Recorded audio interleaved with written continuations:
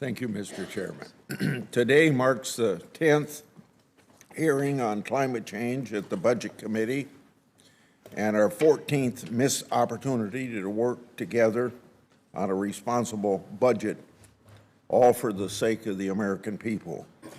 We're once again here to discuss an alleged scheme involving fossil fuel overlords, from the banks to the insurance companies to those they call friends on my side of the aisle. Democrats accuse those they disagree with of wrongdoing. They equate a simple difference of opinion to collusion and, of course, to corruption. This is not the type of discussion that encourages bipartisanship or promotes the development of valuable legislation. It's a perfect example of why Congress has deteriorated since I came here many years ago, and it's contributed to the extreme division within our society today. Throughout these climate hearings, Democrats have claimed that climate change will cause catastrophic economic collapse due to devastating natural disasters. They've also attributed a Republican rejection of extreme climate policy to an alleged fossil fuel disinformation conspiracy to defraud the public. This premise either insults the integrity or the intelligence of Republican legislators that diligently serve their constituents as well as our constituents. Not only does it assume catastrophe without clear scientific backing, but also it ignores the simple fact that most Americans don't want expensive and burdensome climate regulations, but Democrats think that you're too dumb to think for yourselves. They somehow think that all knowledge resides here in Washington, D.C., when in fact, Washington is an island surrounded by reality. Democrats argue that Americans only despise top-down climate policy because of disinformation. They think Americans have been easily fooled into rejecting the Democrat narrative of climate destruction. I don't agree, and most Americans don't either. Iowans can clearly see that President Biden's war on fossil fuels has been disastrous for our economy and terrible for consumers. Remember $5 gas last year? I've always said that sunlight is the best disinfectant when it comes to the people's business. But for sunlight to work, it needs to shine more than in just politically convenient places.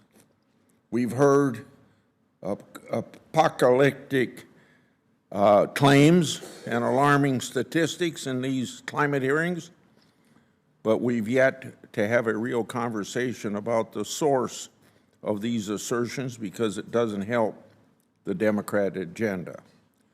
The Congress has had multiple hearings regarding so-called dark money, but I've yet to hear a clear definition of what dark money is. Since Democrats receive much more secret or dark money than Republicans, it's clearly a partisan definition. So we get to today. I'm looking forward to hearing Mr. Walter's explanation of this Democratic disinformation strategy. He's been the president of Capital Research Center for 7 years, an investigative think tank that connects the dots between left-wing politicians, lobbying groups, labor unions, foundations, and other nonprofits.